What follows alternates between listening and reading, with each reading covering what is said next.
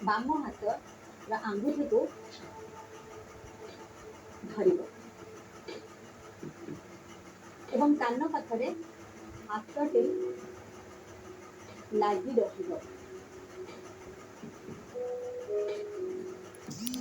ନିଶ୍ୱାସ ପ୍ରଶ୍ୱାସ ସାଧାରଣ ଭାବରେ ନେବ। ଏହାକୁ ମଧ୍ୟ 10 ରୁ 30 ସେକେଣ୍ଡ ଆମେ ଅଭ୍ୟାସ କରିପାରିବା। ଧୀରେ ଧୀରେ ଆମେ ନିଜର କ୍ୟାପାସିଟି ଅନୁସାରେ ଏହି ଆସନକୁ ମଧ୍ୟ ସମୟ ବଢ଼େଇ ପାରିବା। ଏବେ ଆମେ ପୁଣି ଯେଇଭଳି ଯାଇଥିଲେ ସେଇଭଳି ଫେରି ଆସିବା।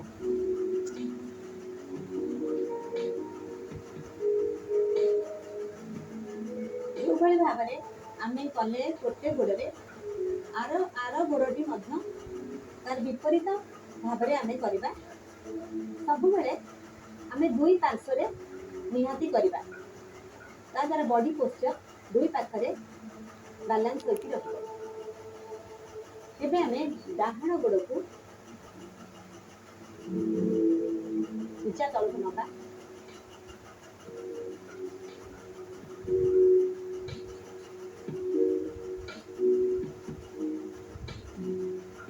ବାମ ଗୋଡ଼କୁ ମୋଡ଼ି ତା ଉପରେ ରଖିବା, ଡାହାଣ ଗୋଡ଼ ଉପରେ। ଡାହାଣ ହାତକୁ ଉପରକୁ ନବା, ସେଇଭଳି ଭାବରେ ମୋଡ଼ିଦେବା ଏବଂ ବାଁ ହାତ ପଛପଟେ ମୋଡ଼ି ଆଙ୍ଗୁଠିକୁ